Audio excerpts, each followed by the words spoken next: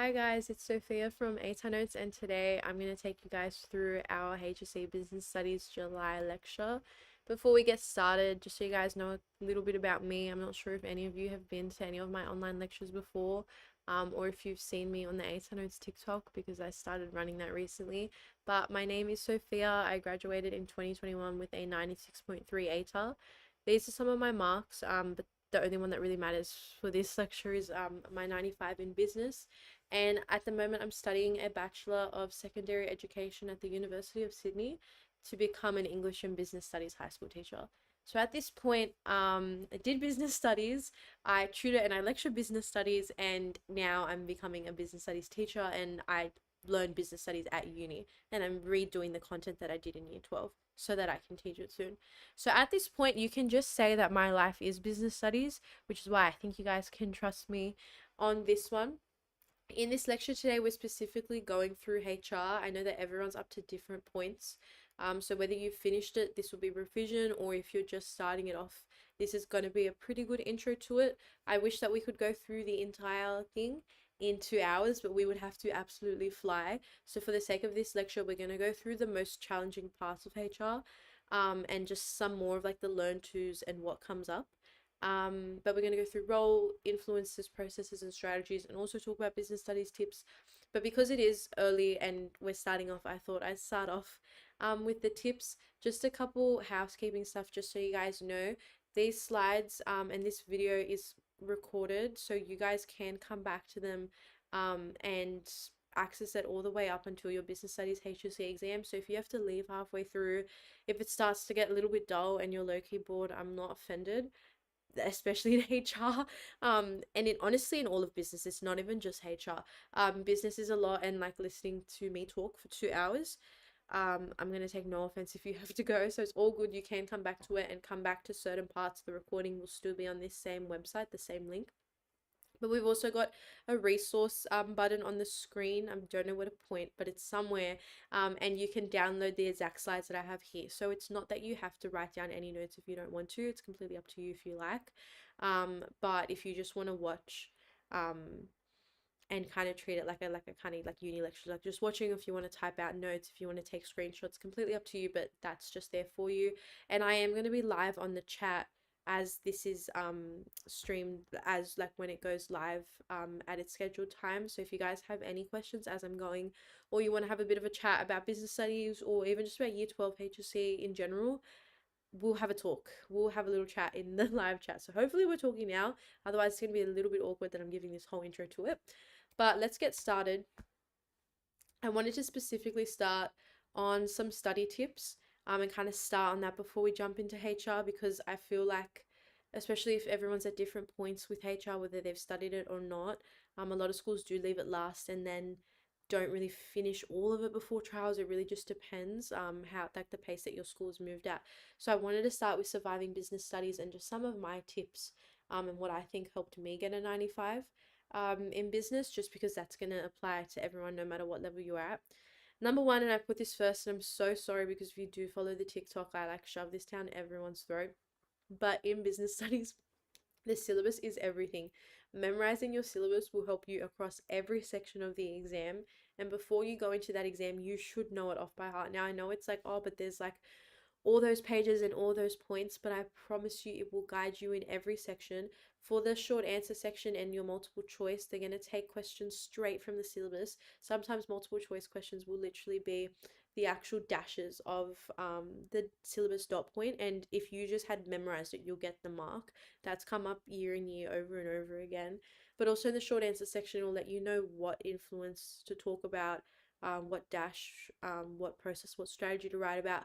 And then same for the business report and the case study essay. It's just really going to help guide your structure, which is where a lot of students are losing marks. So across the entire subject, the syllabus is going to help so much. I don't want to, like, I feel like I'm going to say that like a million times throughout this lecture, so I am apologizing in advance, but it really is a game changer. and your notes should be structured by the syllabus. I've actually got some syllabus fill-ins that you guys can use that can help you with memorizing.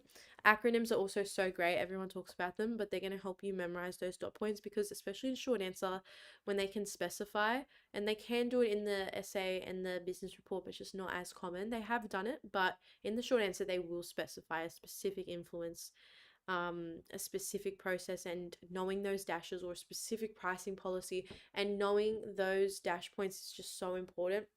Once you finish your notes, I really recommend having a summary or a shortened version of them. Now, if you're not bothered making your own, I'm currently in the process of posting all of mine online on the TikTok, so not to plug that, but like low-key, if you wanted my notes, they're up there. I've got my summary shortened version. So far I've posted marketing, which I could fit into 5 pages, the entire 25% like of the course, like all of marketing in 5 pages. And then finance, I wish I could have done it in 5 pages, but finance is a nightmare, and I'm a finance hater, and it took me, I think, 8 pages.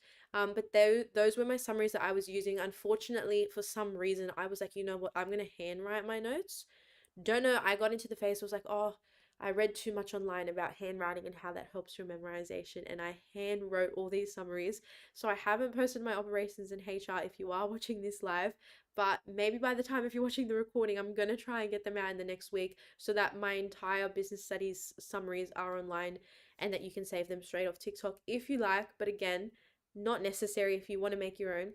But once you have finished your notes, I think a shortened version is so important, and just having them as simplistic as possible, because you don't want to go into your HSC exam with like 30 pages on HR, 40 pages on finance, 30 pages on marketing, and like flipping through and be like, yep, I know this. Like going through all this, I feel like a summary is so much more important. Personally, for me, before I went into my trials and before I went into my HSC, the last thing I looked at, like before, like when you have to pack away your stuff, was the syllabus. I was going through that, and I was using that as a checkpoint, like, yep, I know this point, yep, I know this point. And when I didn't know a point, I went back to my summary. And if I read the summary and it still wasn't ringing bells, then I went back to my final, like my big notes. So up to you if you want to follow this step, but I just think with the amount of content in the exam, you're doing yourself justice.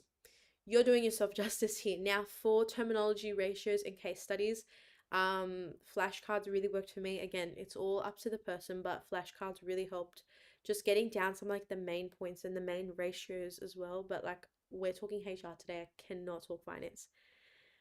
I've already told you guys I'm a finance hater. We're hopefully having a live chat. We can talk about which functions we like. And I know some people like finance, and I respect you so much for that.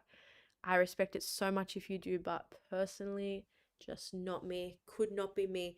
Notes, past papers, and practice questions are the best study combo. So I think stopping at notes is what a lot of students make the mistake of in business studies, because you can know all the content like inside out, but if you have not practiced applying it, especially with those questions, there are questions, don't get me wrong, in the exam where it's purely memorizing and you just need to know the content for it. But there's other questions, and especially when they give you like that, those case examples, even the short examples where it's like, oh, this business owner has this, like which strategy, that's where you really do have to know how to apply it. And I think that's why past papers are just going to give you that great exposure. Reading exemplar business reports, case essays, and sample answers is also so key. I think it helps so much just to kind of set the standard and what you're aiming for. Of course, these are all online, but especially for sample answers, NESA releases the marking guidelines. So when you search up like HSC Business Studies 2022, everyone is always going to click the first file, which is like the actual paper, but right below that there'll be marking guidelines, which has the answers, and they'll have sample answers in there as well, which you can kind of use as like a guide, but also kind of like how to mark your um your practice papers. For the business report, please just write a plan. Like, I hate that because my teacher always told me that, and also in English teachers are always like, yeah, right, do a plan out. Like, no, we have to write 2 essays and a creative in 2 hours. I don't have time to sit there and highlight the keyword. But in business studies, I don't care. All of you guys will have time to highlight the keywords, and it's so important to just, in this case, and when we're looking at this question, when it says proposed human resource strategies, to just draw some lines and say which HR strategies you're going to talk about, just because it helps your structure so much. And then your executive summary, you're not trying to figure out what you're going to write about as you're writing it. You already know, and you already know the structure of your paragraphs because it's based off your syllabus points. So in this case, for the describe the consumer laws, you'd bring up the consumer laws. for marketing, and then for the strategies, you'd have the HR strategies, and you'd pick which ones you want to write about. But I promise you, it just makes your structure so much easier. Even going in and in your reading time, look at it and think, okay, what am I going to write about? And then just have that plan, because writing it on the spot and writing executive summary on the spot is just not really the vibe. Now, I don't think I have much other advice for business. I did present a business studies in-person lecture today, but it was all the content and the exact same slides that we're using today. And I think one of the most common questions that was coming up was, how many case studies should I be doing? I feel like it's hard because every school is going to tell you different things. Personally, I think having 2 to 3 businesses is a good idea. Don't get me wrong, you can just go in and, let's say your school did Qantas and every single case study is Qantas. 100% you can do that and still get full marks. But I think it's actually easier for you if you kind of mix up your case studies. I know for me, I did Qantas and Macca's specifically. And I really recommend Macca's. If you aren't writing about Macca's, I really recommend it. A common theme that we're going to get in this lecture from me is that business studies, especially HR and marketing, are kind of like a waffle. Like, don't get me wrong, you need to know the syllabus, you need to know what certain points mean, and you need to know your definitions.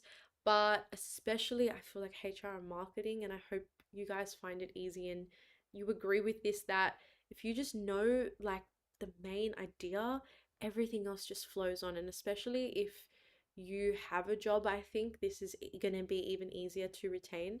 Um, but yeah, for the case studies, it kind of is easy to waffle on businesses that you are aware of, especially like Macca's, when you can talk about the My Macca's app or frozen cokes going to $2. Like, that's all case studies. You can link that to the syllabus, it doesn't matter.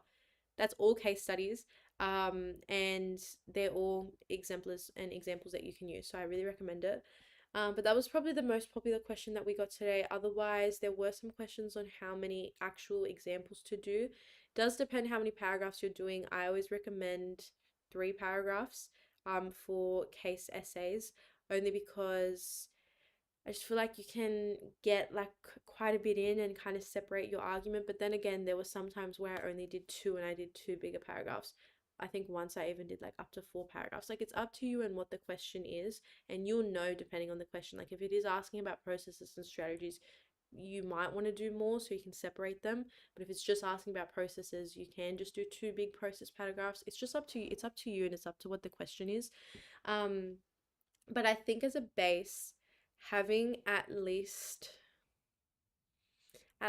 4 case study examples, and good ones. I'm talking like statistics and just really good details or price increases or a very specific example. At least 4, but I think definitely as you're getting towards 6 and even anything above. In saying that, you don't have to overdo it. Like, 12 case studies, look, if you want to, like, I'm not stopping you, but your case studies are not like little quotes that you just like drop in English, you give a technique and you move on. Your case studies really, it's you pop in that case study, you're analyzing that case study, but then you're linking it back to the question, and you have to write a substantial amount about each. And it's very hard to do that if you're writing heaps of case studies. But in saying that, you don't want to write too little and then you don't have enough evidence and your essay is pure content. Because if they wanted that, it wouldn't be a case study essay. So I just think having that balance, and that's why I feel like 4 to 6 is a pretty achievable goal. Of course, like, I feel like getting closer to 6, and that was always my goal, I was like, just try to hit 6 case studies. But it really depends on your timing and it depends on the question. So don't pressure yourself too much in that. I think as long as you're between that range, you're good. Anyways, not to plug the 8 Notes TikTok again, but I posted these fill in the blanks as well, and I'm trying to get out a lot of business studies kind of resources, whatever I can. So if you guys have any resources that you'd like to see, or any business study videos, or even if there's like a certain dot point, maybe from finance, for example, or something that you're confused on, I'm happy to do like a summary video and be like, this is, I don't know, cash flow management strategies in 1 minute. If that's something that anyone, even if like just one person wants it, I don't care. I'll make it for that one person. If there is anything that anyone would like, please let me know. But definitely give it a follow. I'm going to stop plugging from now on. But these are all online, and you can save them, crop them, and print them. And this is definitely a last resort for when you are starting to prepare for your trials and for your HSC, because it will show you what you know. I don't think you should try this if you haven't memorized the syllabus yet, or if you don't feel confident. Like, if you're looking at this and you're thinking there is no way I can fill that in, don't do it. print out the actual syllabus and start reading over that over and over again, then test yourself, use acronyms, and then when you feel more confident and once you can fill this in, you're good to go. But I have that for each of the subjects, so if you didn't want to follow us, you can just download these slides and take a screenshot of them, or even screenshot them now if you like. It's up to you. So that's for HR, that's for operations in case anyone's screenshotting, that's for marketing, and then that's for finance. And I just wanted to put these again. I've posted these online if anyone wants to save them. Just go to TikTok. But these are my summary notes. These are just examples from my marketing ones. My summary notes personally, I know some people will do even more summarized. But for me, like my summary notes, I wanted them to have the point, but also have definitions, just so it like I had that definition there. I could read over and be like, yep, I know this. Yep, I know this. While I feel like if I just had the point, like if I just saw um like profit maximization, customer orientation, I could be like, yeah, I know that, but then to actually define customer orientation like is a whole different thing. So I just feel like this is what works for me. You might want yours even more summarized, and that's what I mean. Like it's really up to you. But personally for me, having these was such a game changer because it just showed me what I knew and what I didn't know. It had the entire syllabus and all the main points, and all that was missing was that extra detail for those extra couple of marks. But that was kind of all stuff that you can waffle on anyways. These are like the main points and it covers every single dot point. And like I said earlier, I separated all my notes by the dot point, and I think that made such a big difference in my study.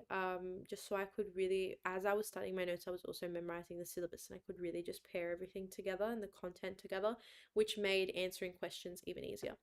So that's my advice. I'm gonna get out my other ones as well if anyone's interested. Not that I think my notes are like the best in the world, but if anyone would like some summarized notes or you're not finished yours yet, um, you can definitely check those out. Now we're gonna get onto role of HR. I'm gonna drink some water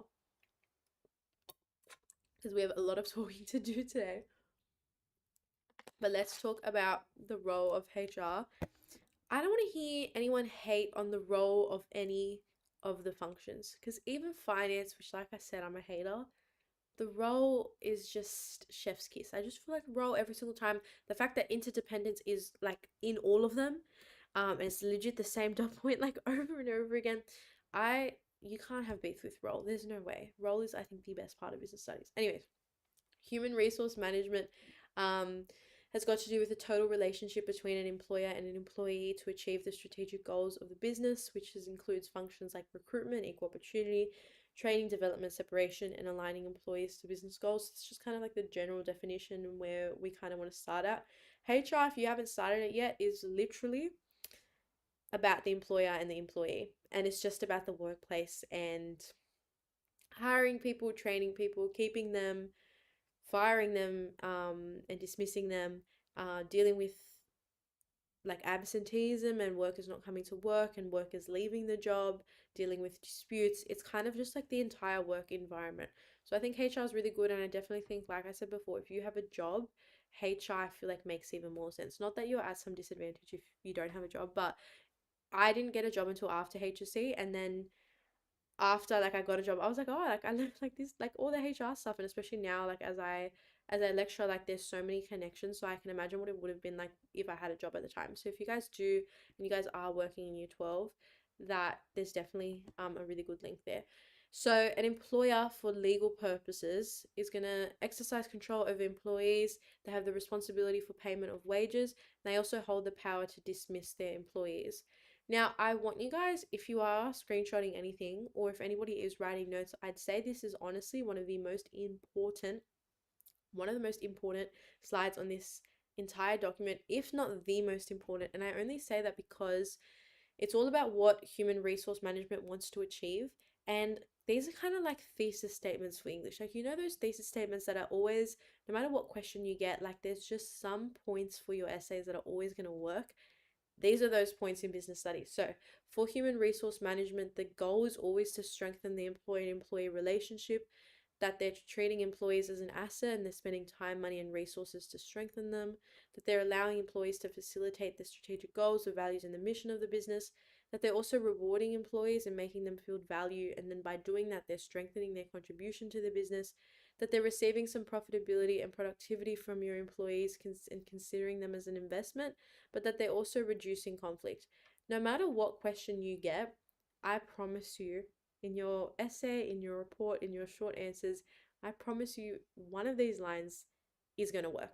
No matter what, because this is like the basis of HR. It's all about the employees. And it's all about, like, in the end, like profitability and productivity and reducing those conflicts. Let's talk about interdependence. I know it comes up so much, it literally gets annoying, but it is a learn too, and you'll probably get it at least once in your paper. I feel like most past papers I've seen in trials in HSC have had at least one interdependence question. And it is a learn to. So learn tos, if you're not aware, the learn about's like the general syllabus points that we saw before, and like those fill in the blanks, and that's what you're learning about in the specific content. The learn tos is specifically what NESA and the skills they're looking for you to adopt. And that means that the learn twos are much more likely to come up in an exam, which is why I really emphasize and I try to put as many of the learn twos for HR in here, only because they just are more common and more likely to be assessed. So for finance and HR has to have adequate funds to attract, train, and develop staff. So then they're going to rely on finance to record and summarize the financial transactions that then reflect the true values of the business. And then HR needs those funds from them to staff and fund the effective HR strategies. Everyone essentially, guys, is just working, like, they're all interconnected, they're all interlinked, they all run off each other. But in every single case, and I'm going to tell you now for HR, the answer is that HR is acquiring, training, and maintaining staff for the other function. So in this case, that it's for the finance function. In marketing, which I've got here, it's hiring people for marketing and to undertake market research and then the different processes and strategies. But in that way as well, HR managers are then reliant on the marketing managers to identify and meet the needs of the wants and the needs and wants of customers through market research, which they can then get from their HR workers and by acquiring the right staff with the right skill set to do that. So it's going back and forth. You guys can screenshot these or take notes, but really, like, you're not gonna get like anything more than maybe a 5 marker max. It feels wrong even saying that. It is very common to come up in the short answer section, if anything, but it's just not necessary to know it in super great detail. This is just really, if you're struggling with interdependence, I just wanted to put these up on here because it's got the full analysis. But really, as long as you know one way that marketing is helping HR and one way that HR is helping marketing, you're all good to go. And then for operations, they're producing goods and services through the transformation process. So HR management has to manage the relationship between employees and employers to enable the business to then achieve that and carry that out as best as possible. And HR does deal with parts of outsourcing and employment resourcing through acquisition, development, maintenance, which is all about hiring, training, and keeping staff. So they're just honestly working hand in hand, and HR is giving operations those staff to carry out the transformation process. But that's all really that interdependence is, and then operations is, of course, actually producing the goods and services. Then that gives those HR workers a job. So it's honestly like, I feel like it all works hand in hand, and they're both going both ways. Now, most often business changes are conducted with the goal in reduction in cost and increased productivity, but that is hard to do because how are you going to increase productivity but reduce your cost? Like, usually increased productivity is going to come at an increased cost, but realistically, and something that's so important to remember in business studies is that the bottom line is that all businesses want to profit. I know you guys learn about corporate social responsibility and look at us and like we're so ethical and social influences and everything else, and don't get me wrong, it's definitely consideration. And when, especially marketing, they go so on about the needs and wants of the customer, the only reason they're doing that is because they want to profit. Like, let's be real, profitability and profit maximization needs to come up in any essay that you write, because it is consistently the goal in every single function. profit max profit maximization is the answer. It is the answer. It's always going to be the goal. Even if they're trying to achieve cost leadership, if they're trying to achieve customer orientation, no matter what the goal is, competitive advantage, it doesn't matter. It's always going to be profit maximization at the core. At the core, and that's how businesses are. It's to make a profit, and that's actually in the definition of a business, which is that they're selling goods and services for a profit, or with the goal of obtaining a profit. So that's important to understand. But how can you achieve a profit? That's by reducing costs. But you also want to increase your productivity, which can then improve your profitability even more, which you can achieve through outsourcing, which is obtaining goods, services, or in this case, labor, um, by contract from an outside supplier. Now, when we talk about outsourcing, I feel like it gets a bit confusing, especially if you've already finished operations, because you're like, wait, we did outsourcing there. Um, but this outsourcing is specifically about labor because in HR, you're looking at workers and employees and employers. So that's where we're looking at like outsourcing labor, but also outsourcing the different processes. So even if you guys have applied for a job, or even if you haven't, you've probably heard of Indeed or Seek and how you can go and find jobs on there. That's outsourcing the acquisition process, and that's just an example of outsourcing. But also stuff like Airtasker, not to bring up Taylor Swift, because I don't want to talk about how long I was in that line for. I mentally cannot. But I remember seeing TikToks that people were paying $100 on Airtasker, to like outsource, like waiting for tickets. And stuff like Airtasker, stuff like Workmate is all examples of outsourcing labor. Now it's easy because of globalization. It's also easier because there's so many changes in technology that like if I wanted to like get like a random plumber for my tiling business, like to fix something, I don't have to hire this whole new plumber. I could literally just outsource it and get it done in the day. But it also ensures that there's great accessibility to HR. So the incentive of outsourcing human labor reduces costs, it improves quality, it fosters innovation, it focuses on the core function, and increases the speed to the market. So there are a lot of benefits, but especially when you get to global outsourcing, it does get a little bit dangerous and it gets a bit risky. So outsourcing in HR is when you use a contractor, an external provider of services to a business.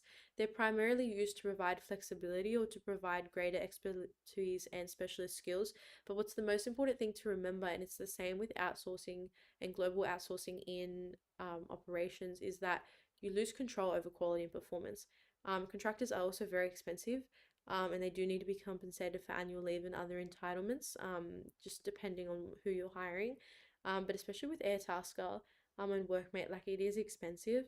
Um, but the loss of control is definitely the biggest disadvantage, only because, especially for a small business where they've got very tight control, you don't want to be giving these really like core functions away to these random contractors in like a complete another country. And yeah, it really depends on the size of the business and how willing the owners are to give up control. But quality and performance are very important, so it does come at that risk. So this is just a little bit more about using contractors, but the main point here is that they're generally recommended for non-core functions and focusing on the broader aspects of the business. These are some of the other risks. I think some of the other ones definitely come in, and especially when you're talking about global outsourcing. And I only bring this up because it is a learn to, which is discuss the advantages and disadvantages of outsourcing in the global market. We just looked at the advantages before, which have a lot to do with productivity and reducing costs.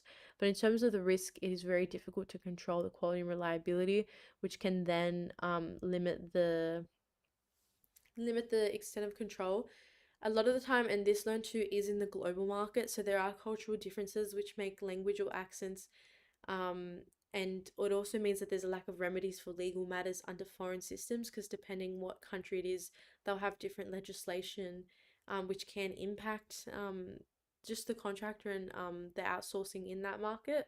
But especially with languages or accents, and you can bring up call centers, and a lot of companies I know definitely for a fact Telstra, only because I've been on the phone with them, and the call centers are outsourced to other countries, and definitely the language barriers can impact your customer service and do cause like a lot of complaints. And well qualified employees can also be replaced with less qualified staff, which then the quality declines. So it is risky in that sense, and it's really up to the business if that's something that they are willing to risk. Okay, that's role. That's actually all of role. It doesn't really get too much more detail than that. I think the best part of it to know, well, not the best part of it to know is like the first part. But um this is a learn too, so I just really recommend when you are going through your study. I feel like this is something that I avoided. I feel like some dot points in business, I was just like, I don't want to study this. Like, I never wanted to study the current legal framework, which we're about to do now, in like enterprise agreements and common law. There was never a point where I was like, I want to study this. But when I got to rewards and the strategies, I was like, okay, I'm gonna write about this. And whenever technology came up as an influence under any function, I was like, yep, I'm gonna pick this one. But yeah, outsourcing, I never liked talking about it. Personally, I never liked talking about it. But it is a learn too, and that's why I put it in here because I don't want you guys to get thrown off and it comes up in exam, which it did for my trials, live, laugh, love. Let's keep going. Let's talk about influences. So these are the influences. Don't get me wrong, I will choose technology and corporate social responsibility every single time. It's so easy to waffle them. This is such bad advice. I'm so sorry. I'm so sorry, but it is very easy to waffle them. And you kind of just need that general definition of what corporate social responsibility is and how technology is used in human resource management. But that's really all. And like an example.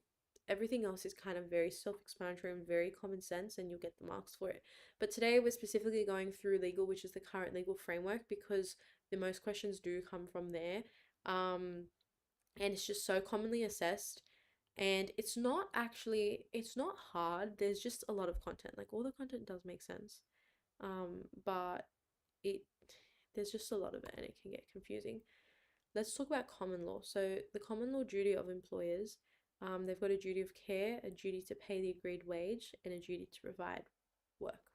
That's the duty of employers.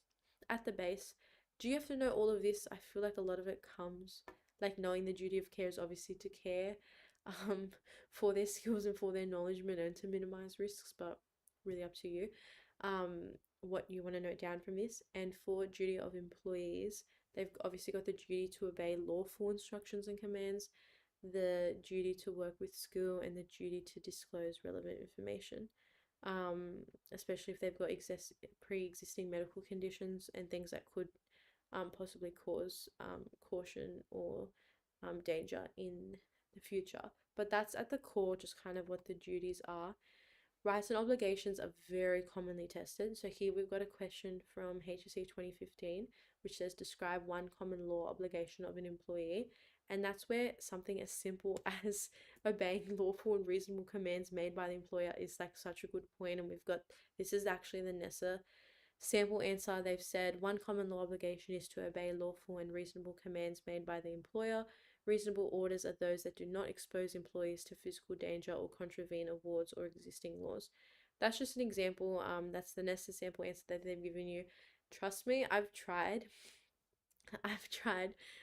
Where if you like don't know one common law or you're not sure if it's right, you write like two, and you're like, oh, like here's one, but like here's another, and you think that like if you write two in less detail, you're gonna get 2 marks, but they've specifically asked for one, and they're gonna mark the one that you wrote. So you're not gonna get the marks that way. This one's only out of two, so you just have to fill the lines provided. But even in this sample answer, they've made 1 point and then expanded on it, and that's all they expect. So that's important to remember. Okay, this is where it gets a little bit more technical. Let's talk about the differences between awards, enterprise agreements, and individual agreements or contracts. So, an award is like, this is so bad. The examples that I give in business studies are so like, and I always tie it back to what helped me memorize it. But awards, I always think like participation award, and that helped me think like, oh, everyone gets one. Because most people and most workers are under an award. Like if you're working in retail, you're under the retail award. So an award is an industry or occupation-based award which covers all private sector employers and employees who perform work that falls within their scope. It outlines the minimum terms and conditions in a particular industry, and it's done with negotiation, discussion with trade unions, Fair Work, and the industry, but nothing to do with the specific employers or their employees. That's the most important thing. It's with the trade unions and with Fair Work and the actual industry, but it's not specifically involving anyone. So just like if you, and we'll be able to compare it to the other ones later, but it is very general. You don't have a say in your award. It's kind of like, okay, you're under the retail award. Here's your contract, sign. Okay, you're hired. Everyone kind of gets one. The difference with enterprise agreements is that they're collective agreements made at a workplace level between employers and employees about the terms and conditions of employment.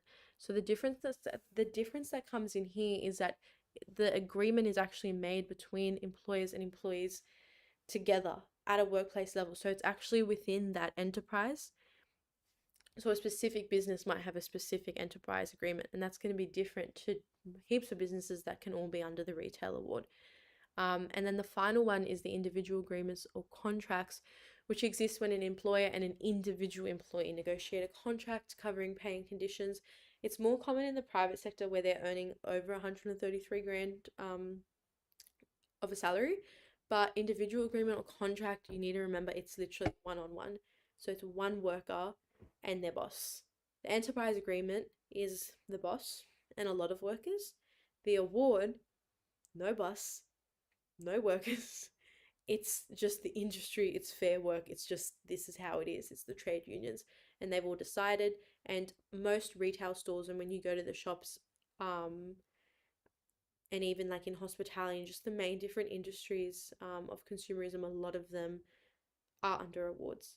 That's very important to remember. But yeah, enterprise agreement is within the enterprise, and then individual agreement is one-on-one. I feel like enterprise and individual can get confusing because enterprise is still within the business, but again, it's all the employees and the employers coming to that collective agreement, while individual is seriously one-on-one. That's the difference between them. So, an employment contract is therefore just a legally binding formal agreement between an employer and employee. And by signing written contracts, parties can clarify key duties and responsibilities of a job, ensuring individuals understand what the job entails. Now, the key features of an employment contract, there are so many. I think some of the main ones are definitely salary and wages, your hours, the leave, the overtime, and the benefits. But we're going to get into that when we talk very soon about the National Employment Standards. Now, a contract is valid and legally enforceable when parties involved intend to create legal relationships. One party offers, so they give you the contract, you offered the job, and the other party accepts. The consent is genuine, it's not pressured, that acceptance, and that both parties do obtain a benefit. So for the employer, they're getting a worker and they're getting the skills and the value of that worker as an asset, and for the employee, they're getting a pay. But also those non-monetary rewards of the job. But like bottom line, like they have a job, they're getting paid. The contracts can be written or unwritten, but it is important to remember that a written contract is going to give more protection to both parties than a verbal contract, because you can say like in court, like, oh, but he told me this, but like, where's your receipts? Where's your receipts? Show me the screenshots. Where is it? Like a written contract, especially when it's signed, you can't go against that. Like you signed it, it's terms and conditions, that's what it is.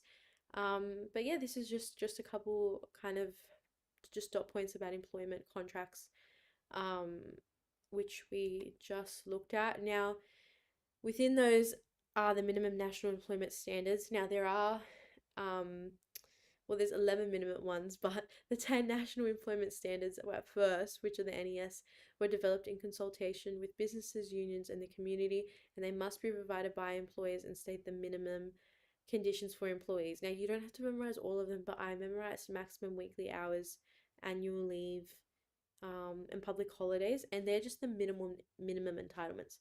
As an employee, like as an employee in this country, you are entitled to this minimum. You are also entitled to work health and safety, and work health and safety is a very big part of current legal framework, but in a lot of workplaces it is such a big deal, and we're going to look at why. So Safe Work Australia was specifically established to conduct research and develop national standards, codes of practice, and common approaches to WHS laws. But there are constitutional limitations because in every single state and territory there's going to be different work health and safety legislation, and it differs depending on where you are in Australia. So that's something to watch out for. But it's most important to know that Safe Work Australia are the ones who established it. Now, I really recommend knowing Work Health and Safety Act 2011 Commonwealth, just knowing that act because it is such a good one to bring up. But under that and legally, business are required to provide a safe system of work to take steps to reduce risks to employees in the workplace, to take reasonable care for the health and safety of others, cooperating with employers and meeting their requirements, and establishing work health safety committees within the workplace where they've got more than, if only for workplaces that have more than 20 employees, or if they're directed by Work Cover New South Wales, only so that they have consistent checkups on work health and safety. Now, work health safety is very, very important because of worker compensation. Now, worker compensation provides a range of benefits to an employee suffering from an injury or disease related to their work. It's provided to the family of the injured employees when their injury or diseases is caused by their work. And WHS laws and workers' compensation are both administered by Work Cover New South Wales. And there's insurance premiums which are linked to the number, frequency, and size of claims.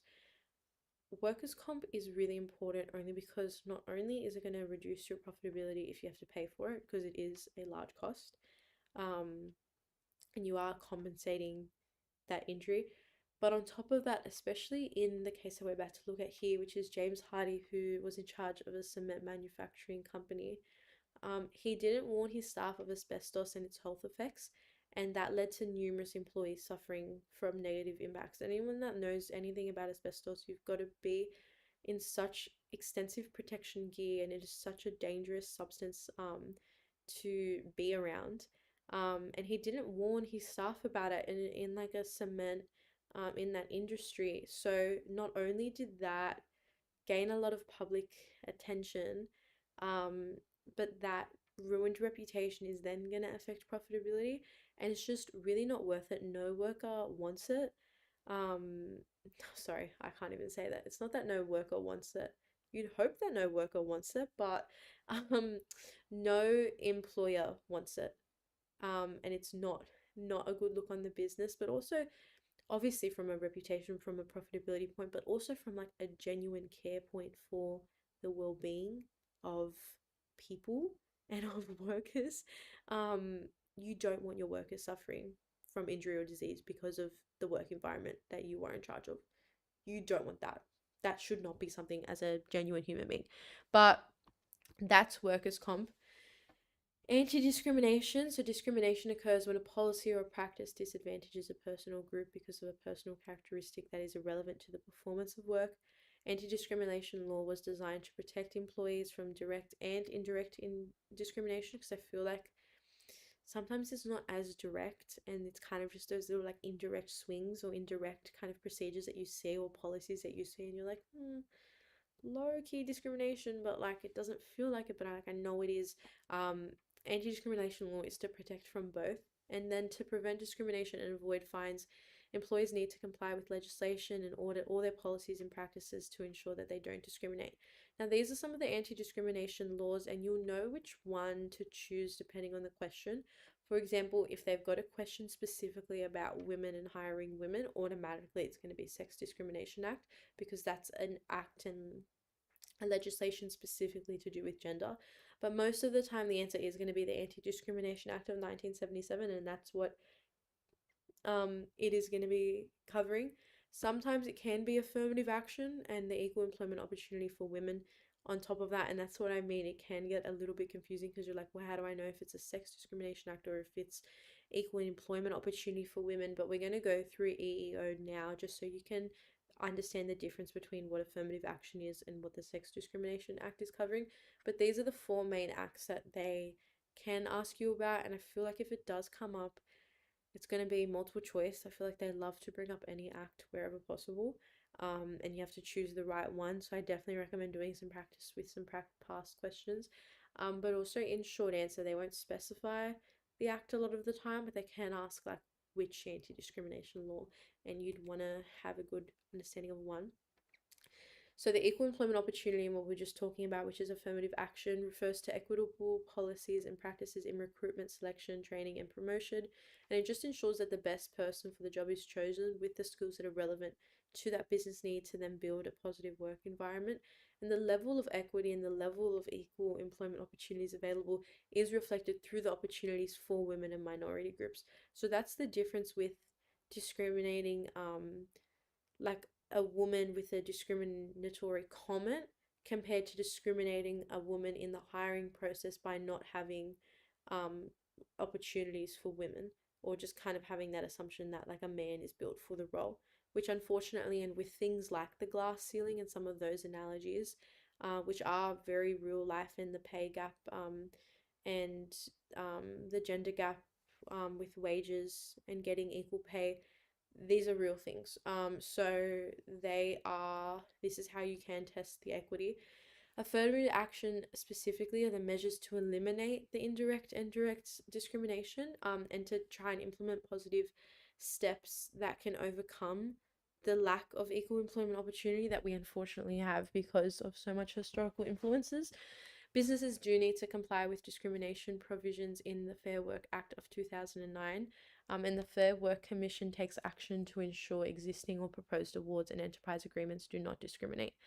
But that's all it really covers when it comes up to discrimination. So let's look at a past question. We've got this one from the 2013 HSC. So full-time permanent employees in Australia are generally entitled to 4 weeks annual leave. What is the legal basis for this? If you guys are on the live chat, please leave your guess if you feel confident to. But I just want you guys to have a think about this, and let's think back. I don't want to say the answer, but let's think back to some of those points and some of the minimum entitlements. And just think about the word, the fact that it says entitled. Think, okay, which out of these talk about entitlements? And if you remember, it would be the National Employment Standards, and that's why I do recommend memorizing at least 3 of them, because full-time and annual leave are annual leave is one of the dot points from that for full-time and permanent employees. That's one of the minimal entitlements. So by memorizing that and just knowing a couple, you're doing yourself some great work. Okay, we're gonna get to processes. I have already finished my water, so I will literally be back in 1 second, I promise. I'm just going to get my other water bottle because I'm doing a lot of talking.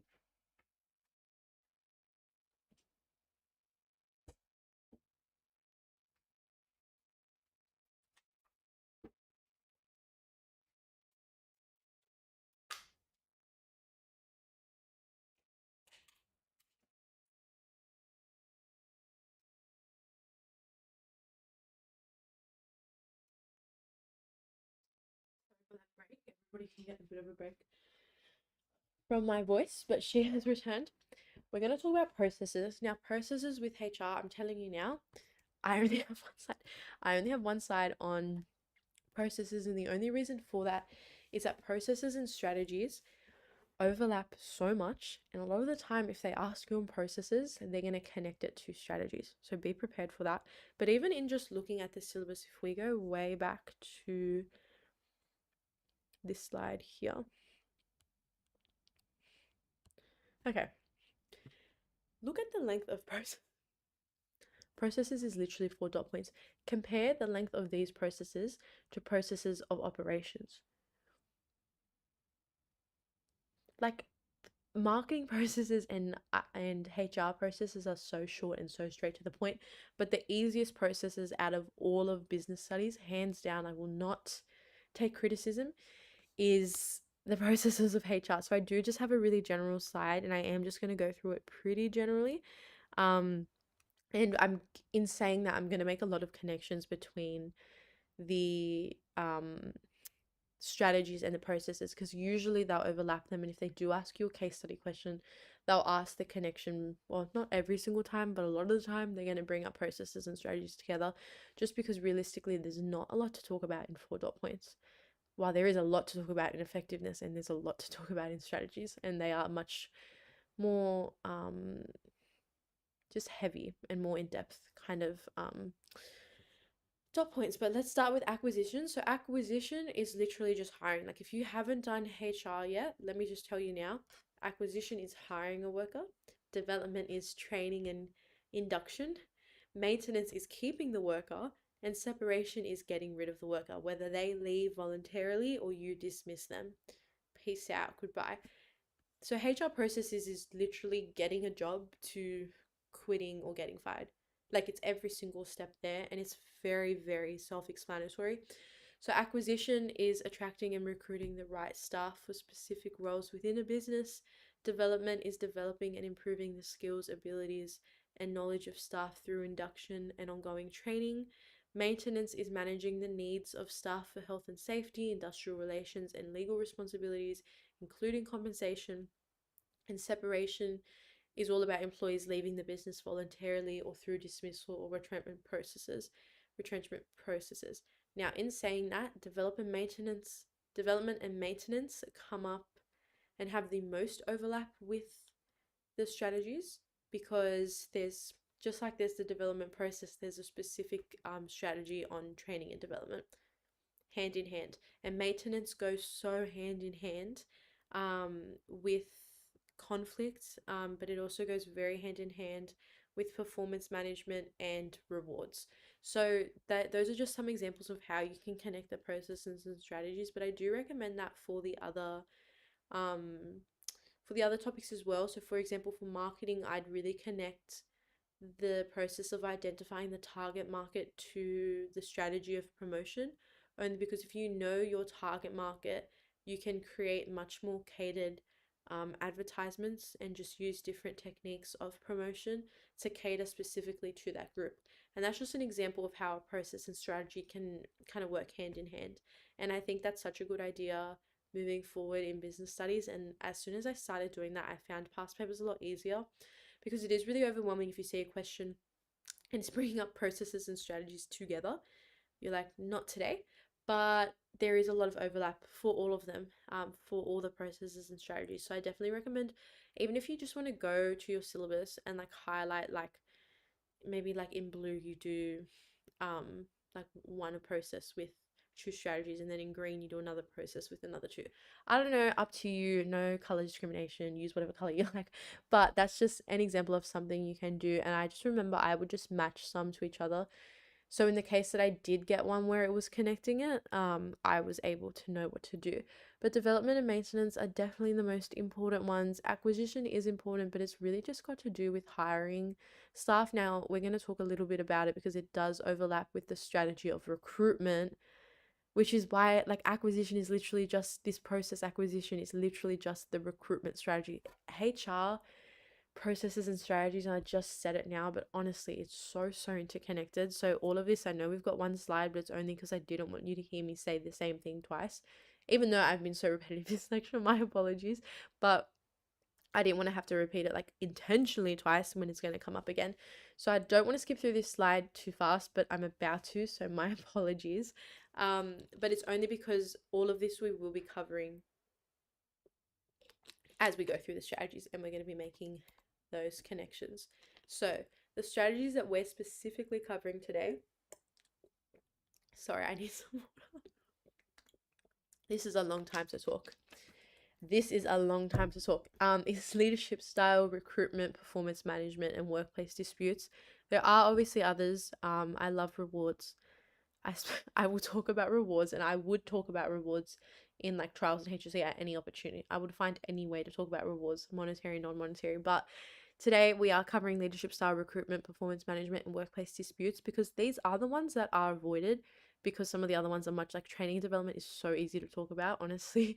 And like how to like have like workshops and courses that can help like develop their skills. Like it's just so easy, and it's such a just an applicable strategy for so many different cases and business reports. But these are the ones that come up, and these are the ones that not everyone, but that a lot of people want to run away from, especially workplace disputes and leadership style.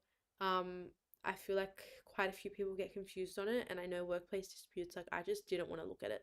Workplace disputes and current legal framework, I was just like, no. I was like, I love HR, but like I'm blind. I don't know what they are when I was studying, but then when I got to trials, those were the ones that were coming up, and I was like, maybe I need to focus on these a bit. So again, they are, and a lot of these things that I am mentioning in most of these slides are learned too, so I really do recommend knowing them. But let's start off with what leadership style actually means. So leadership style is just the ways that managers communicate with their employees to inspire and motivate them to work together to achieve an organization's goals.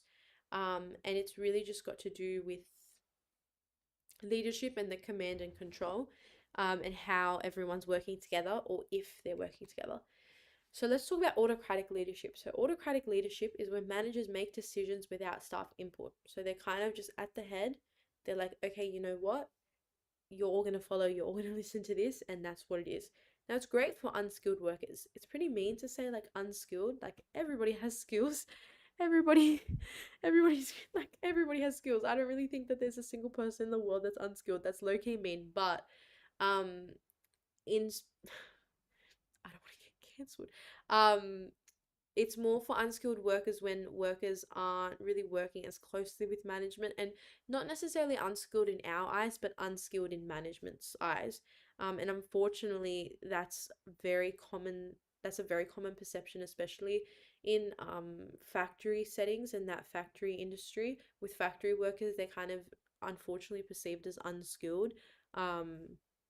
Which means that a lot of managers making decisions and obviously not considering them. It involves high levels of organization and control, but all that can do is increase absenteeism, which is workers being absent from work, so just not showing up, and staff turnover, which is workers leaving the job. And the higher your staff turnover, the worse it looks for your business, because people are going to be like, why are so many people leaving? Like, why do they want to get away from this business so bad? It is something to consider. So, it's more of like a transactional management style where they're like, you listen to us, you get your money, but you don't get a say. And it implements the most efficient, productive, and profitable methods of work. That's always kind of their goal, but it's risky, and we're going to talk about it. Now, the opposite is participative or democratic leadership approach, which is very big on the group consensus and generating new ideas together. It's very big on like the role of motivation. It's like, hey, everybody's involved, you can all help. We've got to make this big this big business decision. We want to hear your input. And it's really linked to transformational leadership, which is allowing workers to grow into roles into management and kind of like transforming their own skills. And managers do have a higher expectation of their workers because they are involving them in decision making, which is directly affecting the business.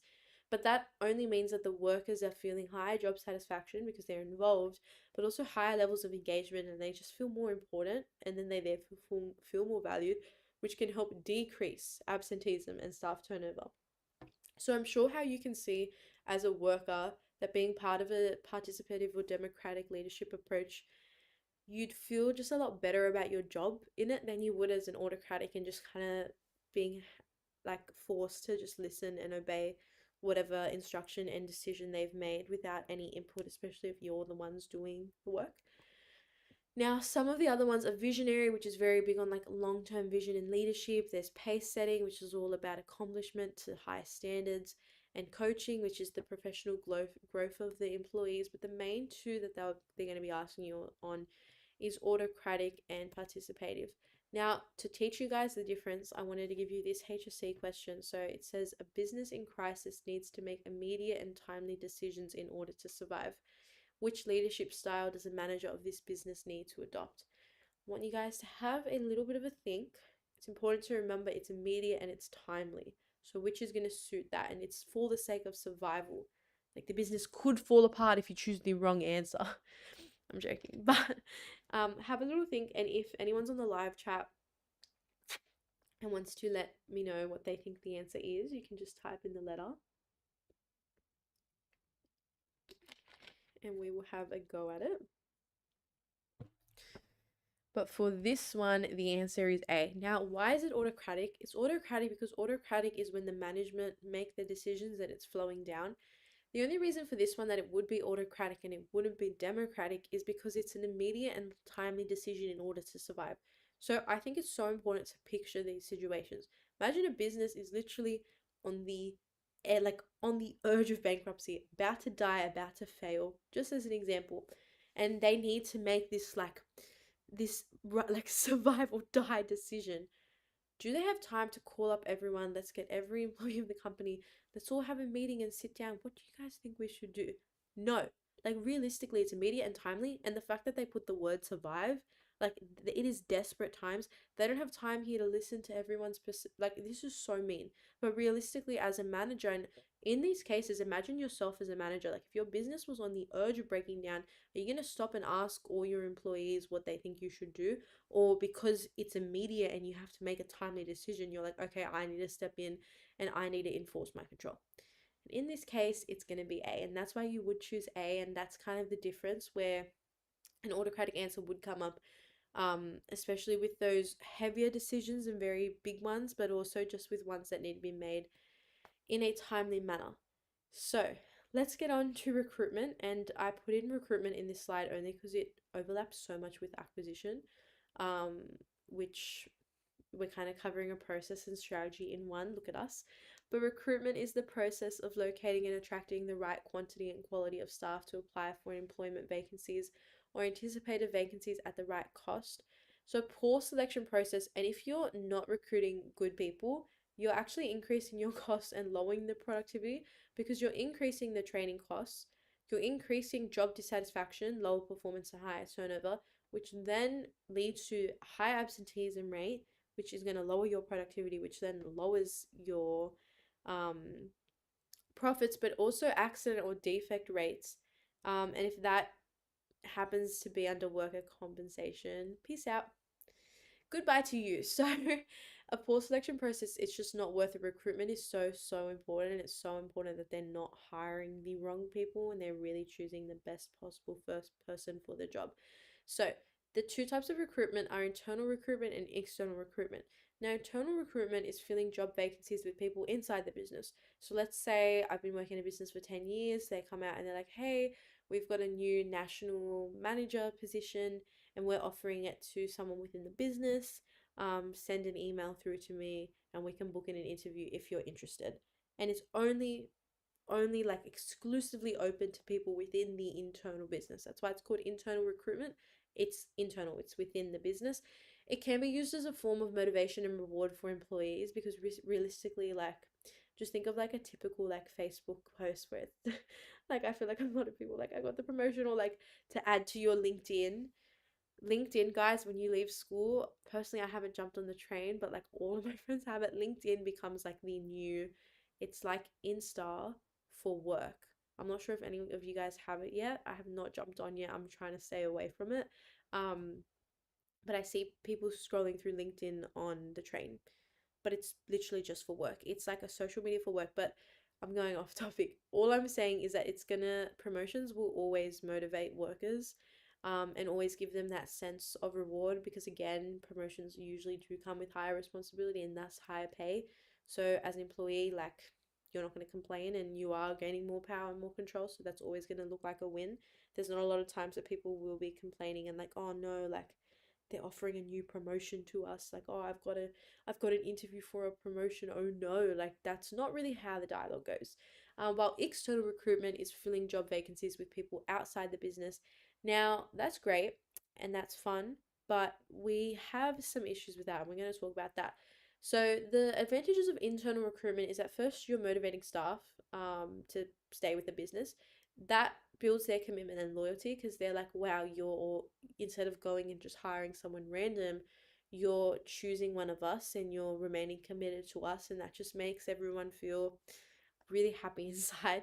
It gives development opportunity for them as well because they have that opportunity to then develop within their skills and within their job position. It's really important to remember that the internal already know the culture. They already know the business, they already know the values. It's not like you have to kind of like mold them to fit that, especially if they've been working there for 5, 10 years. Like, it makes a lot of sense. It's cheaper because it's not like you have to pay um like a recruiting office or Indeed or Seek for an ad. You literally can just have a meeting and be like, hey guys, we're doing interviews, come if you want. And it's a lot cheaper to fill them. And you can also fill the positions faster because you've got all the details of the workers. You might essentially only need one interview and know because I don't know, this worker could have been working for you for 10 years. So internal recruitment is definitely a good idea, but in everything and kind of all of business, as much as there are some really great strategies that you can enforce, there's always going to come a disadvantage with it. So the disadvantage is that it can reinforce a negative culture because it can lead to internal rivalry. And especially when there's lots of workers going for one position and they all work in the same company and they all have different relationships with the boss, and everyone's going to think like, oh, he's like the suck up, he's the one that never shows up, like how are you going to hire this person who doesn't come in and calls in sick all the time. There's always just going to kind of be those comments and those kind of drama that they really want to stay away from, and it's just going to enforce a negative culture. You also need to manage the unsuccessful applicants and fallouts. It's like pretty sad to like offer it to people. Like, of course, naturally the nature of work is that one person will get it, but you do have to manage like what you're going to do for those unsuccessful applicants and how they're going to react. And it is very likely that if they don't get the promotion, they might take it personally. Well, they might just think, you know what, I'm going to start looking for other work, and then they leave. So it is hard in that sense when you are going internally. And little value is low key added or no new skills, because these are people that like you already have in the business. You already know their skills, you already know their value. So what promoting them, like what they did, they just get a new title. Like nothing's actually changing. Like they haven't actually developed this new skill. They don't really have necessarily this more value that they're bringing. They've just got a fancier title. Something better for their LinkedIn. I got promoted post on Facebook.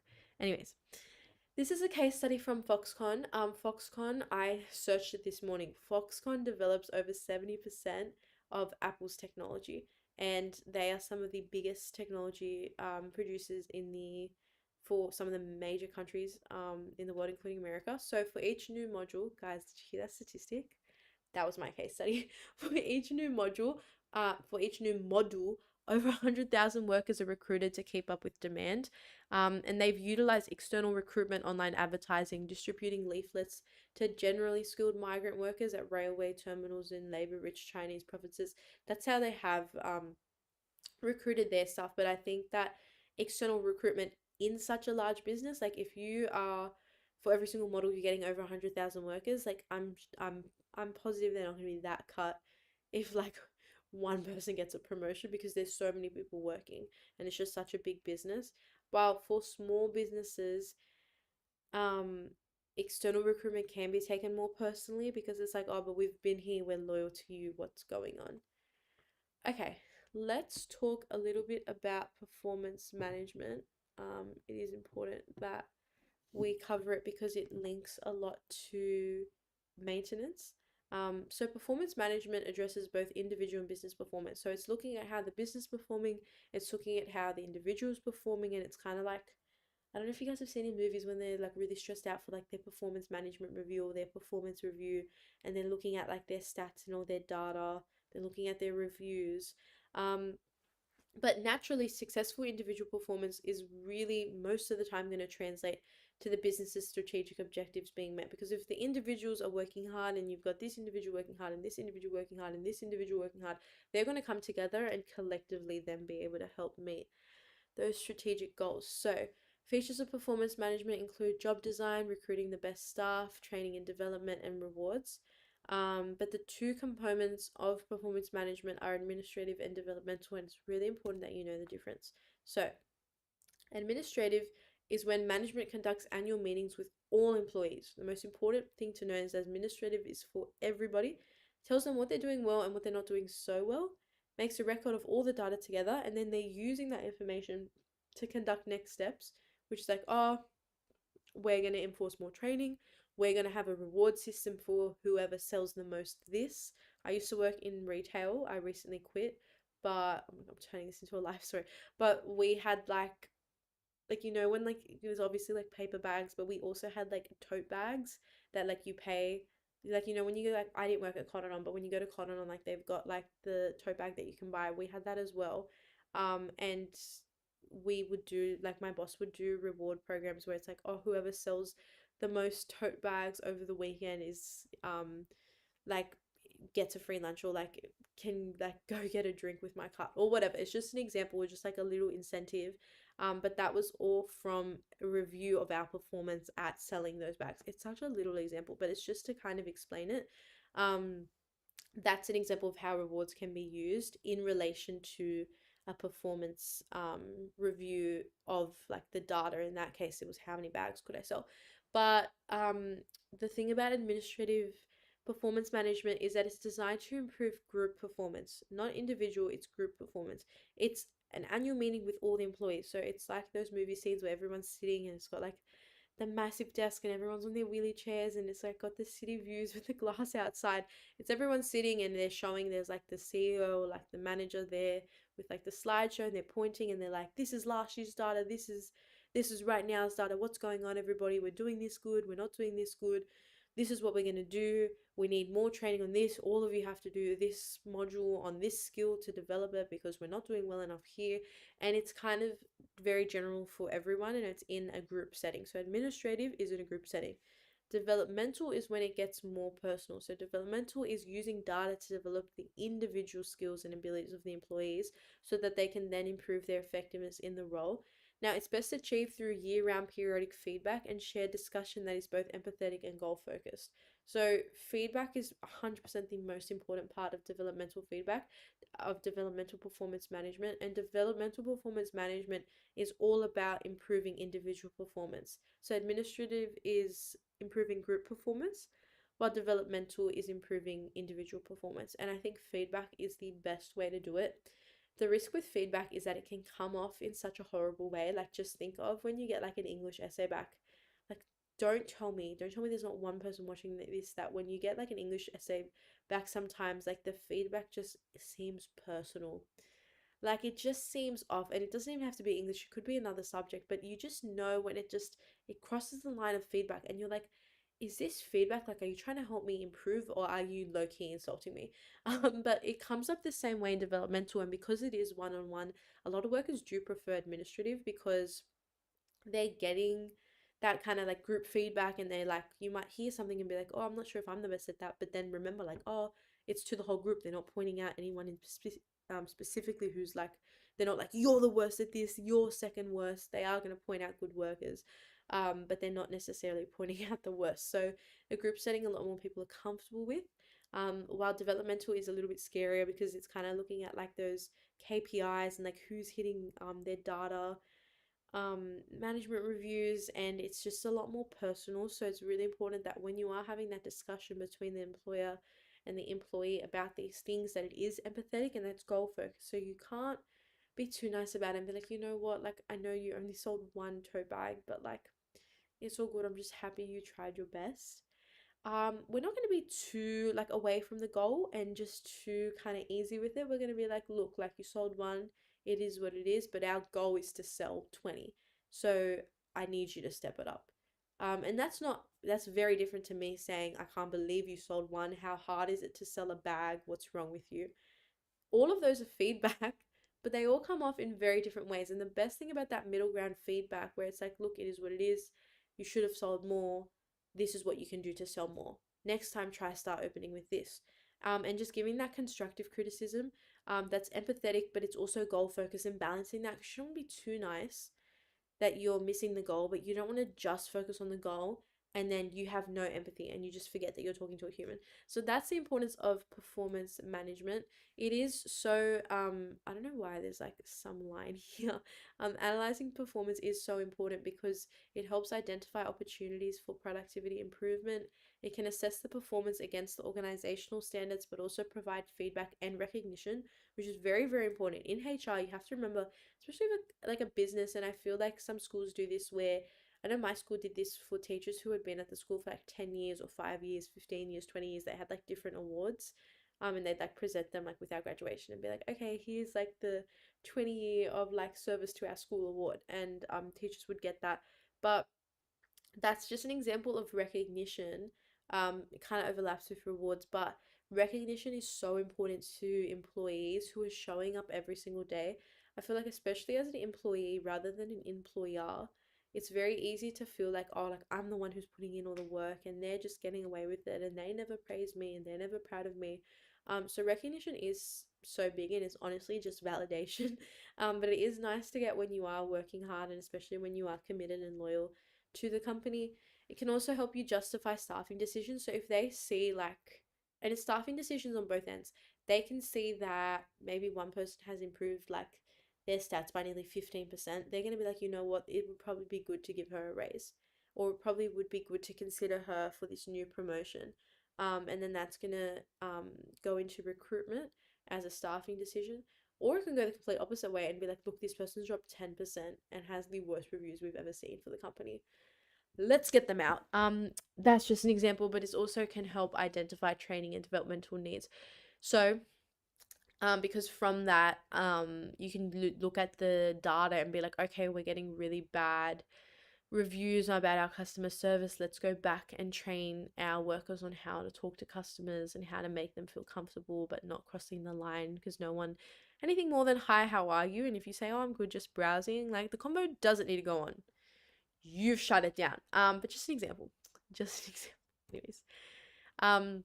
The developmental benefits, which is the one-on-one benefits, is that it assists with HR planning.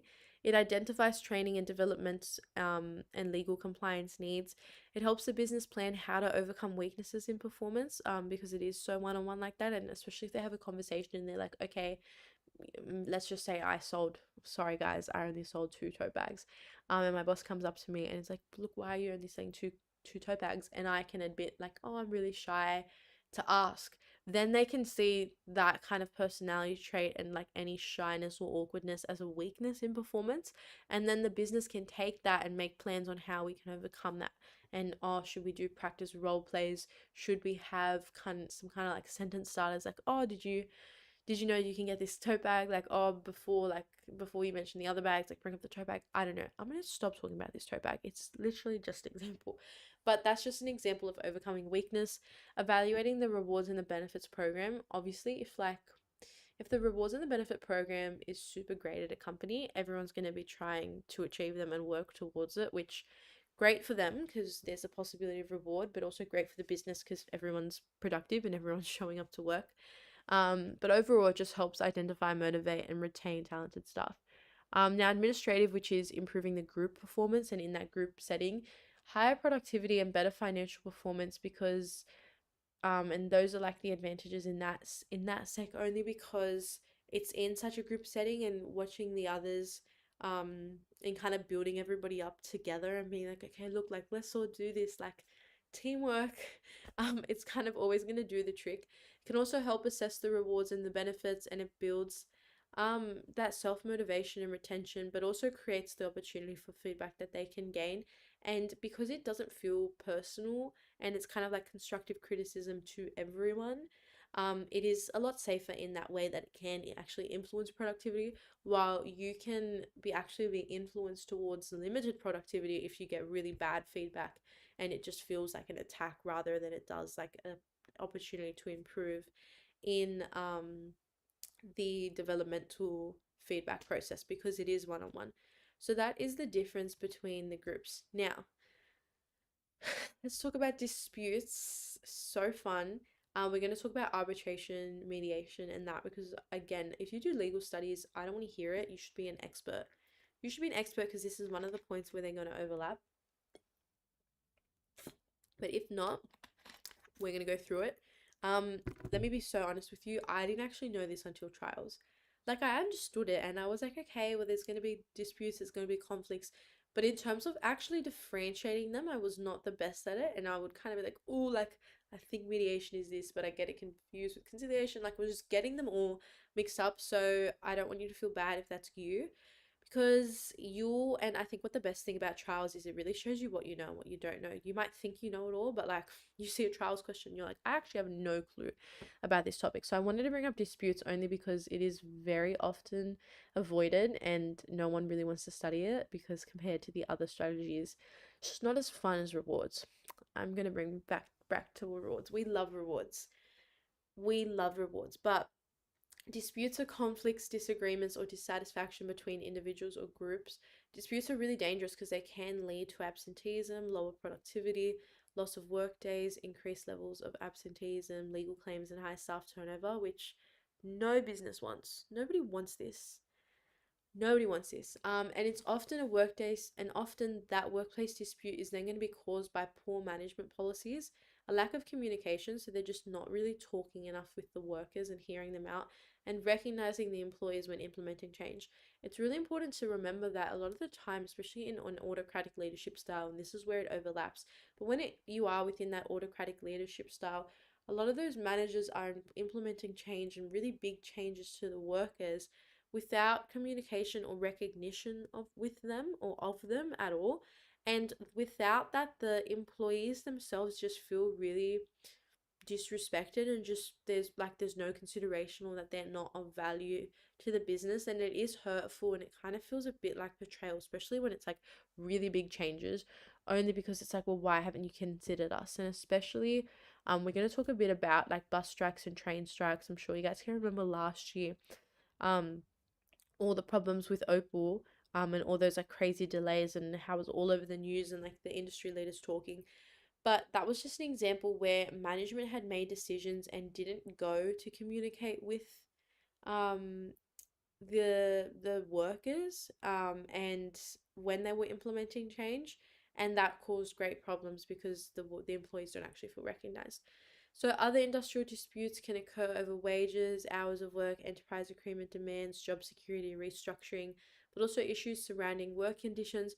But usually the most common dispute has got to do with the employment contract or the award, which might be job security, WHS, union issues, etc. So that's kind of just the general gist of disputes. Now, an industrial dispute is a disagreement over an issue or group of issues between an employer and its employees, which results in employees ceasing work. That's very different to a strike, which is where workers withdraw their labor and they stop working completely.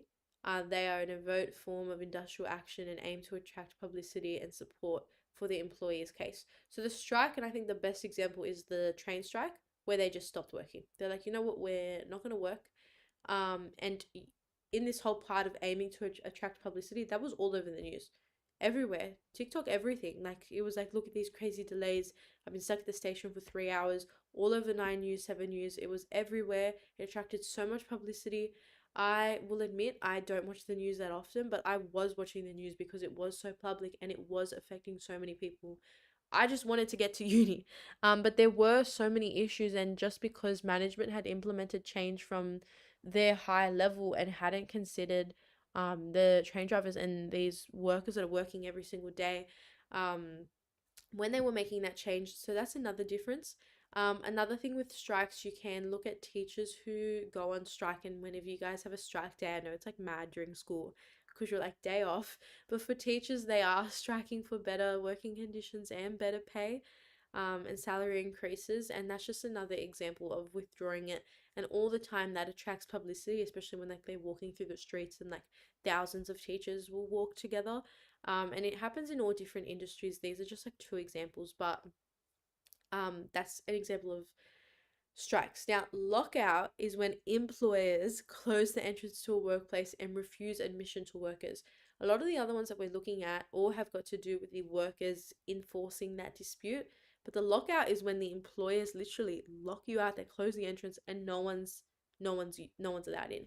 So what the lockouts are used, they're frequently used in long disputes when it just keeps going on and they're like, you know what, like we're not going to put up with this. To promote concession bargaining, to push employees to sign individual agreements and in response to strike action. So they're like, you know what, if you're going to strike, like don't come back to work the next day. Sorry, I'm locking it. But honestly, all of these disputes just worsen the relationship between employer and employee. So obviously we want to live in a peaceful, loving, caring, respectful world, but lockouts are an example of how employers can refuse admission rather than strikes, or what we're about to look at, picket lines, which the workers are putting into place. Now, picket lines are protests that take place outside the workplace. um, I go to University of Sydney, but across a lot of the unis there are, and you guys will get ready for it if you are planning on going to uni. But last semester alone, I had 6 days off because my casual teachers were going on the picket line. And at my uni, most of the lecturers are casual and they're on like casual contracts, which means that they don't even know if they're working for the whole year. They are just working for that semester. and they don't even have that security. So they were going against that, and they were also going over some of the pay conditions and the work hours. And they had a picket line, so they were protesting outside outside our university. And the point of it is to try and stop entry from other people into the workplace. So for this case, it was stopping people from entering the uni. And we were told, don't come to uni, there's no class, complete day off. Which for us, we were like mad. But like low key, it's because like they're not happy with the conditions, and because big decisions are being made without their reflection or their consideration. That's an example of a picket line. Shout out to you, Sid. Anyways, work to rule is following official working rules and hours exactly in order to reduce output and efficiency, especially as a form of industrial action, while work bans is a form of industrial action where employees limit their working time to the hours specified in their contracts, refusing to work any overtime. So that's like a bus, like if their set hours are like 9 to 6 one day, 6 on the dot, they're like, okay, everybody off the bus. Oh, machine off, we're not working anymore. Even though they could work overtime, its work ban is that industrial action where the employees limit that. Um, but all of this together can lead to an increase in absenteeism. Um, and another way that they can kind of have an industrial dispute and kind of like go against it is by everyone planning to be sick on the same day, and it's kind of like, oh, nobody come in this day, like let's all call in sick. But it's another way to kind of like get a jab at your employer if you wanted to. This is a case study example. It's from 2017, but in this specific example, about 1,200 public bus drivers in Sydney's inner west striked for 24 hours from midnight because of the government's privatisation of services in the area. So it was specifically in Leichhardt, Burwood, in these suburbs. But the workers were concerned that all Sydney bus workers would lose their jobs to privatise bus companies like Forest or Transdev, and as a result, they striked for 24 hours. So the strike was the specific industrial dispute, kind of like strategy or method that they were using, and it was all because of restructuring and change of management, which led to a fear of redundancy on that end. So they felt like they had to get that attention, and this is from an ABC article. So even something like a strike that like a business or that workers can pull off can reach the news, and then for a business or for an employer, that's their worst nightmare because they don't want that bad publicity. And they don't want everyone putting in their 2 cents, and they don't want to look like the bad guys, and not how you're going to look like a super, like, especially with corporate social responsibility and like the ethical responsibility and care for workers. Like, that's not going to come across if like your workers are striking. So no business wants disputes. They just want peace realistically, but they also want control. So balancing it very hard, and that's why there are a lot of disputes in the workplace. Now, strategies to overcome workplace disputes include clear and effective grievance procedures, which are going to minimize the costs in the business. They really emphasize negotiation and mediation, but if necessary, it may lead to legal intervention through conciliation arbitration, which are in the courts or with Fair Work. But either way, they're legally, and you kind of lose that just lose that sense of negotiation and lose the ability to come to a decision yourselves. Someone else will make the decision for you. And it's kind of like a court case where it's like, yep, this is how it is. So the three processes of dispute resolution: there's negotiated outcome. This is where the parties work out solutions themselves. It's like, okay, well, let's get the problem and let's get the problem worker apparently, and then let's get the employer, and we're going to sit together and work this out ourselves, and we're going to negotiate between the two of us and try to come to an agreement. Now, if that doesn't work, you can go to a mediated outcome where you get an independent mediator, and they're going to assist with the development of agreement. The keyword here is assist. They're not going to tell you do this. They'll advise it. They'll encourage it. They're going to try and bring you guys together to agree, but there is no legally binding matter. All they can really do is assist and advise in a mediator, because they're just like mediating. They're kind of like the medium when they're not getting too involved, but they're still there, and you have to feel a bit respectful. Now, for a lot of businesses, they're going to like having a mediator because it is independent, so they'll feel a bit more free to speak their mind. But if that isn't working, you can go to conciliation and arbitration, and an adjudicated agreement, which is when an independent arbitrator or a court determines how matters will be resolved and makes a legally binding order. It's really important to recognize the difference between the mediated outcome and the arbitrated one, because the mediator is just assisting.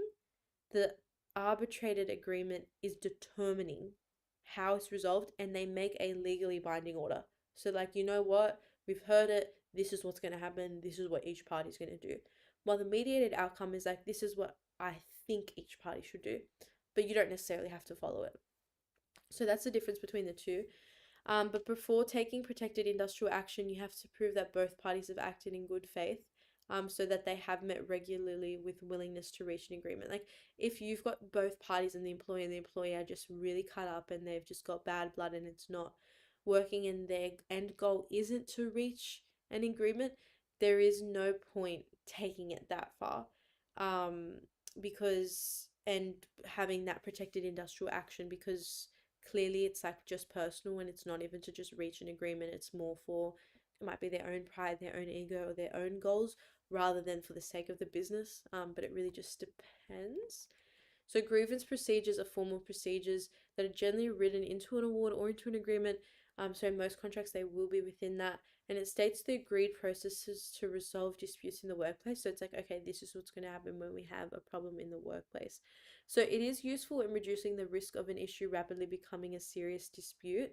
And most businesses do have like an established formal process, and it is now required in modern awards and contemporary ones and agreements. But effective grievance procedures require a full description of the complaint to be made by the employee with the complaint. So they put in the complaint about another worker, about the employer, about whatever's happening, and it's a full description of it. Um, but the person who the grievance is being made against should always be given the details of the allegation and the opportunity to present their views as well. Because again, in the workplace, not always, but sometimes, again, with rivalry and just with bad blood for each other, someone can make a complaint about you, but it's not necessarily true. So it is important that they give also details of the allegation, that they hear it. So if someone's saying like, oh, Sophia's so rude to me and said this about me, it's important that I am approached by my employer and I'm told, okay, blah, blah, said this about you. What do you have to say about this? Did this truly happen? What's your views on it? And from that, you can then try and solve the problems more quickly and professionally. The key goal is to try and solve it more quickly and professionally. You want it to be handled professionally because you don't want all this drama and to look really unprofessional, but you want it solved quickly because we don't have time for this. We've got a profit to make. We're on the run. Anyways, negotiation is discussion between the parties, and that's when it's literally just one on one. There's no mediator, there's no arbitrator, it's literally just one on one. It can benefit both parties because it increases the knowledge of company policy, business objectives, worker concerns, and issues, and then they can kind of find a middle ground, and it is the most common way to resolve disputes. So, a lot of the time, if there is an issue, go to your boss, talk it out, see what happens. But if that's not working, you know what? We're going to go to mediation, which is a confidential discussion of issues in a non threatening environment in the presence of a neutral, objective third party. Now, that third party can be an independent agreed on from the business that both parties have chosen or a representative has chosen, but also from a tribunal or a government agency such as the Anti-Discrimination Board. A lot of people, especially when the issue is bigger and sometimes when it starts to borderline, it kind of feels personal, they like getting a third party involved because let's just say you assume your boss hates you. Even if that's not true, if you believe that in your head, it's going to be very hard to negotiate with them because you're just going to take everything personally. Well, when there is a third party, because it's someone, especially if it's outside of the business and it's a tribunal or government agency, they're aware of the industry and of the general conditions, um, and the award or the agreement, but they're still an outsider, and I think that just adds that level of fairness to it. But it does allow both parties to become empowered because they are resolving their own dispute, but they feel like they're resolving it on their own, but really it's the mediator who's like kind of like guiding it. They're kind of like a TV host. And they're like telling like, okay, well, I think you should do this. What if you did this? And they're questioning it. That's going to reduce escalation and expensive legal costs because we don't want that, because if negotiation and mediation don't work, guess what? We're going to conciliation and arbitration. So disputes that have passed the nominal expiry date, bargaining's occurring, but it's just not working. And if it's not solved by negotiation and you're going to mediation and it's not working, you're going to call in conciliation, which is where third parties involved to help the other two parties reach an agreement, and that really overlaps with like a mediator and like as a conciliator, like they really kind of have the same role. If that fails, we're going to arbitration, which is where third party hears both sides. So it's literally kind of just like a court hearing. They're like, okay, what's your side? What's your side? And they're like, you know what? This is what I think. Risky business, because the judgment is handed down based on the merits of the evidence that's legally binding, and that judgment is legally binding. So you lose any control. It is completely up to whatever this judge says or whatever the arbitrator says. So, and on top of that, a lot of legal costs. You're going to court, you're getting the arbitrator involved, wasting time, wasting money. Not always wasting, because sometimes the issues are really great and really big issues, but in the business's eyes and as a management and as like HR management, it is going to look like wasting time because it's just not necessary. And it just could have been avoided through negotiation. And the most important thing is that the most common way to resolve disputes is by negotiation. A lot of the time it stops there. So that's pretty important to remember. That is the end of our slideshow, guys. I know, I don't know what's happening there. I know that was kind of like a quick go through, and I wish I could go through all of HR, but I really specifically wanted to focus on the dot points that are very often ignored. But I hope you got a lot from this lecture. Again, you can download the slides. Thank you so much for coming. It's recorded, so you can come back to this at any time and hear me talk for nearly 2 hours again. But we will also be having lectures in like late September, right before your HSC, and kind of like final like preparation ones. And for those ones, we're going to be going through the hardest dot points of every single topic, and it's going to be like a very general kind of like, let's get through as much of all the functions as we can. So if you enjoyed this one, maybe you will see me again potentially. But I hope you got a lot out of this, and thank you to everyone who's came in live to ask any questions on the live chat. I hope I could help you out there too. Have a good one, guys. All the best for your trials. My best advice now is just past papers. If you're not really bothered sitting a full past paper because it is hard, just sit the multiple choice one day, and the next day just write a business report. You don't have to sit the full paper 3 hours like 10 times. Like, great if you can and great if you want to, but with all your other subjects, it's really hard to balance that. And I know personally it just wasn't working for me. So when I wasn't feeling the most motivated, I'd just be like, you know what, I'm going to do 2 multiple choice sections of 2 past papers. And I was like, okay, that's my business study for today. But that's always something you can do. Thanks, guys.